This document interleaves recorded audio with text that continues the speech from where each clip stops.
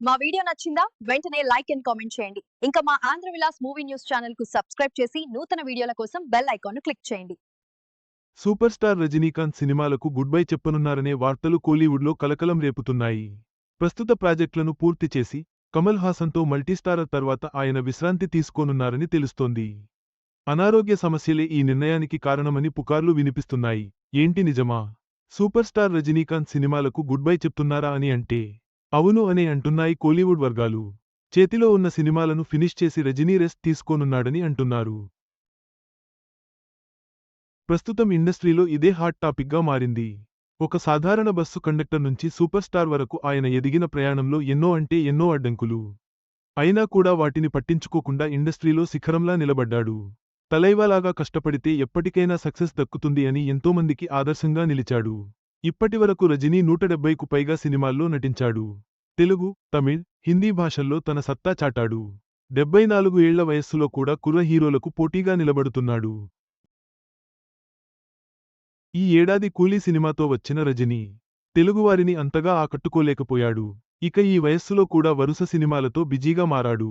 కూలీ తరువాత రజనీ జైలర్ 2తో బిజీగా మారాడు. ప్రస్తుతం జైలర్ 2 షూటింగ్ జరుపుకుంటుంది. ఈ సినిమా తరువాత సుందర్సి దర్శకత్వంలో ఒక సినిమా చేయనున్నాడు. ఇప్పటికీ ఈ సినిమా ప్రీ ప్రొడక్షన్ పనులను జరుపుకుంటుందని తెలుస్తోంది. ఈ 2 సినిమాలను ఫినిష్ చేసి రజనీ కమల్ హాసన్తో ఒక మల్టీస్టారర్ ప్లాన్ చేసినట్లు టాక్ నడుస్తోంది. గత కొద్ది రోజులుగా రజనీ, కమల్ మల్టీస్టారర్ అని వార్తలు వినిపిస్తున్నాయి. ఇక ఈ మల్టీస్టారర్కు దర్శకత్వం వహించేది ఎవరు అని అందరూ ఎంతో ఆసక్తిగా ఎదురుచూస్తున్నారు. మొన్నటి వరకు ప్రదీప్ రంగనాథన్ ఈ సినిమాకు దర్శకత్వం వహిస్తున్నాడు అంటూ వార్తలు వచ్చాయి. ఇక డ్యూట్ సినిమా ప్రమోషన్స్లో భాగంగా ప్రదీప్కు కూడా ఈ ప్రశ్న ఎదురవ్వగా తాను ఏ సినిమాకు దర్శకత్వం వహించడం లేదని క్లారిటీ ఇచ్చాడు. దీంతో ప్రదీప్ ఈ సినిమాకు డైరెక్టర్ కాదని తేలిపోయింది. ఇక ఇప్పుడు ఈ మల్టీస్టారర్కు నెల్సన్ దిలీప్ కుమార్ దర్శకత్వం వహిస్తున్నట్లు తెలుస్తోంది.